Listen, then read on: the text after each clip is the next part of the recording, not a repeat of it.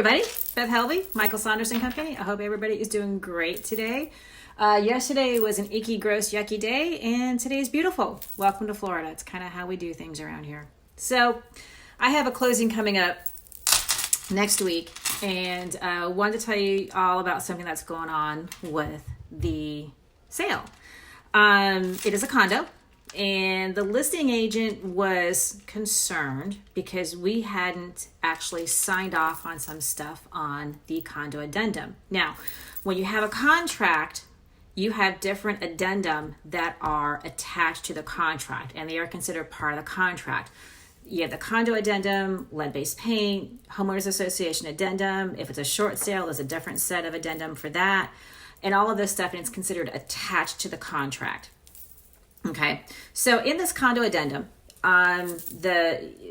you only initial off on it because it's part of the contract. You don't have to sign off on it like you do on the actual contract.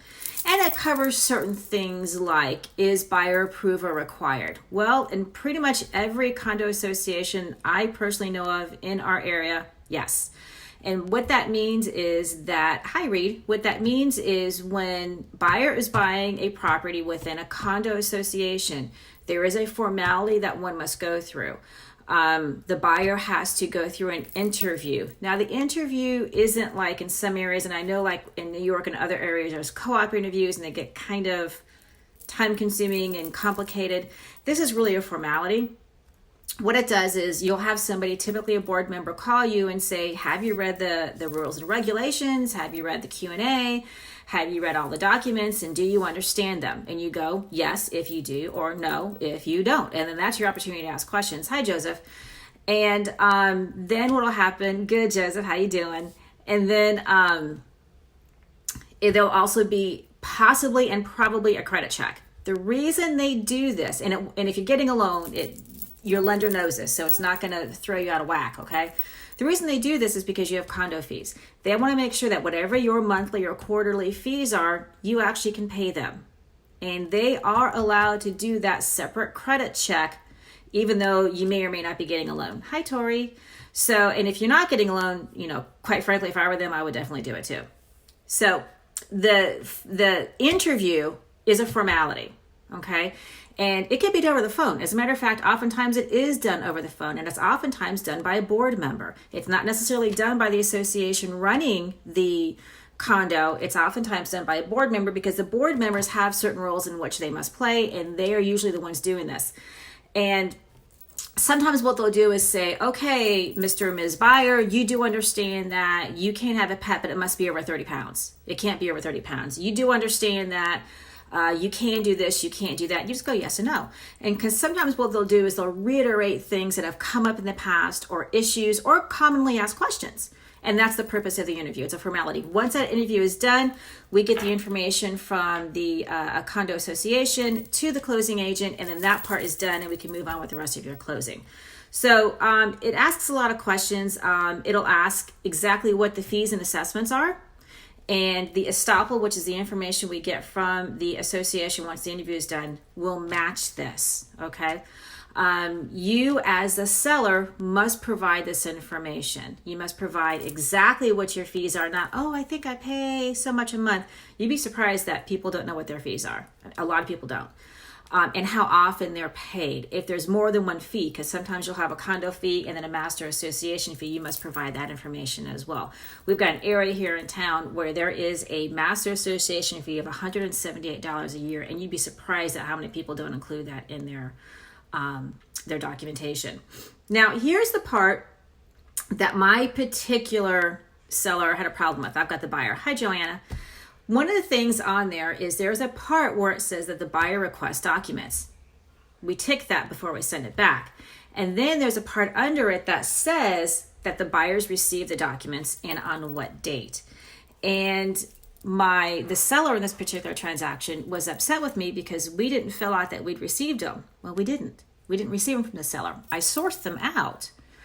But the seller is supposed to provide the documents. So if you are listing your property, okay, and you are presenting it in MLS, you seller oftentimes are the person that has to go to the association and say what documents you need. And if you don't know what you need, that's fine. You can get that from your realtor. But the reason we do it that way is because if the seller requests the documentation from the association, or even if they already have it, there's no charge. Oftentimes the way this works is there's going to be a website in which the seller can get into and download the documents that are needed and then provide them to their realtor, and their realtor can then give them to whomever asks for them. This website that the seller accesses is usually only available to residents. So you're going to have a password and you're going to have a sign-on just like any other secure website you're going to need. The associations don't give those passwords and access to us realtors. So this is where the seller needs to get involved and work with this. Hi, Dion. So if you want acknowledgement from your buyer that they received the documents, you got to have them. And you really, really should have this documentation prior to going live in MLS. You really should do that. That should be part of your prepping to get your property listed. Because if you want that part of the addendum filled out correctly, you need to be able to provide those documents. And it's not just, I had these when I bought the property, because some of the documents are time sensitive. For example, the financials are. Your buyer has a right to see how stable the property is or is not. Hi, Dion, or the community is or is not.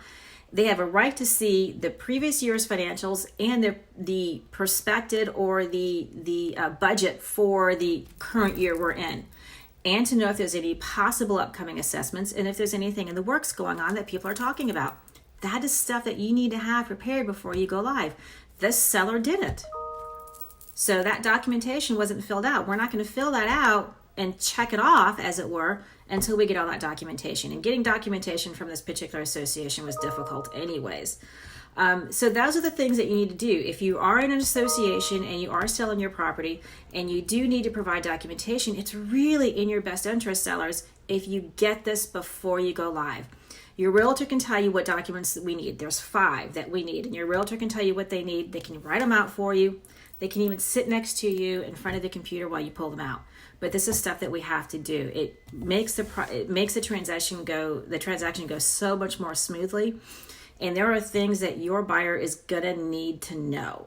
Okay, so that's the condo document, basically in a nutshell. So I said in my title, hey Michael, that Florida Realtor Association. So we get updates every morning, whether we're in a virus situation or not. Florida Realtor Association emails all of its realtors every morning with just, what's going on in the world of real estate. And it looks like Governor DeSantis is creating a task force to reopen Florida. Now, before we all get excited, we don't know when this is going to be. He's got to create the task force. He's got to do whatever he's got to do for it. But this is on the heels of President Trump. I think it was Tuesday, if I remember correctly. I'm announcing that they're going to start working on a plan for reopening the nation so people can get back to work. Because a lot of people are out of work right now. So they're going to create a task force. It's going to be all the organizations that I'm reading. Please excuse me. Florida Realtors, Associated Builders and Contractors, Associated Industries, Florida Association of Counties, Bankers Association, Florida Healthcare Association. They're going to talk to schools, restaurants and lodging, retail, independent businesses, all of this stuff. And they're going to form this task force, hopefully, so we could be open sooner rather than later in a safe manner. Of course, everything is for safety. And then they want to come up with some ideas in how we're going to do that. And of course, part of it's going to be testing and how one gets tested and how quickly we can get testing results back. But I think it's encouraging that, hi Maria, that the governor is putting together this group of persons in order to get everybody back to work while keeping everybody safe. And let's hope for the best, and let's hope that it happens sooner rather than later, because I know that once everybody from the Northeast feels free and safe and comfortable traveling, I know they're going to come here. We're still, a big destination for people, whether it's wintertime or not. And I know we're going to have a lot of people coming here, and it would be nice if people could come here and feel safe.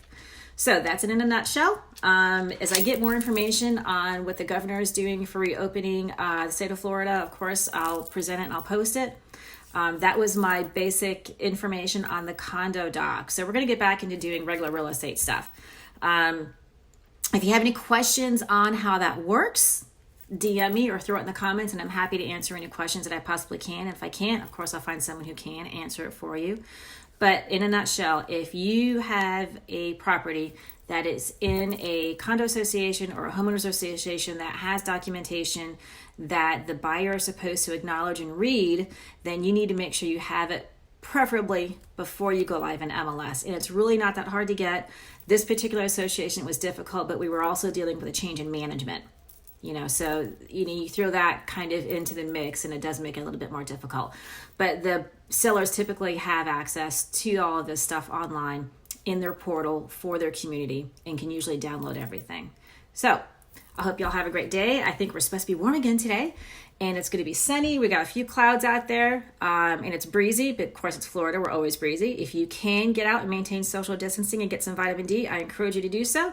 Wear your sunscreen, drink lots of water, and I will talk to you later. Bye, everybody.